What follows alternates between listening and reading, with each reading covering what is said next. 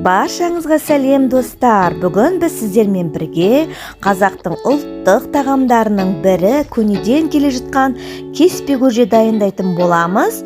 Және кеспе көжені ең алдымен дайындау үшін 2 жұмыртқа, жарты кесе әдемі суға тұзын салып қамырды қатаң етіп илеп аламыз. Және оған жылқының сүйегі мен етін және мен мына жерде қатырылған болгар бұрышын, картошка, сәбіз, пияз және қызанақ пастасын қосуды ұйғардым. Ал енді тыңдаймыз, ары қарай қалай дайындалу керек екенін айтамын. Ең алдымен бірінші біз қамырымызды илеп, июін қандырып қоямыз. Одан кейін біз сорпасын жасауға кірісеміз.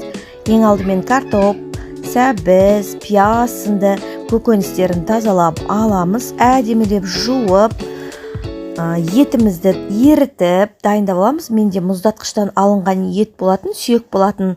Бірінші оның барлығын әзірлеп аламыз.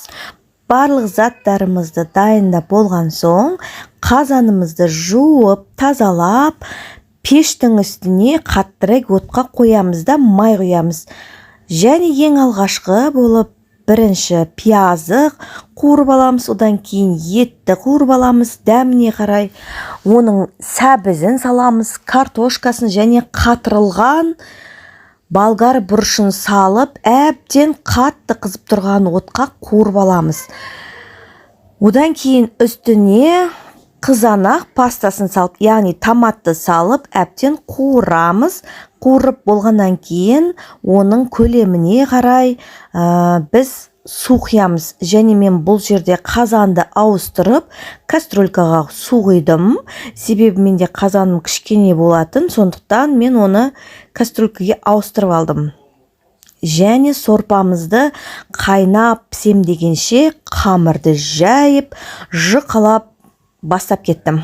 Ал осы қамыр жаю әдісін, осы тамақтардың пісіру әдісін үйренгілеріңіз келсе, келесіде менің рецептілерімді көргілеріңіз келсе, менің каналыма тіркеліп, лайк басып, комментарий жазып, қоңыраушаны басуды ұмытпаңыздар. Себебі менің келесі рецепттерімде сіздерге өте керемет бір сезімде қалдырады деген үміттемін. Және осы қамырымды қатты жұқа етіп алмаймын, кішкене қалыңдау етіп аламын.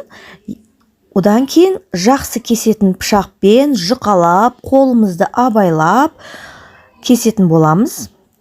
Бір керке етіп кессеңіз, кеспе көжеңіз әдемі болады. Және оны қайнап тұрған сорпаңызға етіңіз піскеннен кейін салып, ақ көбігі тарқағанша қайнатып аламыз.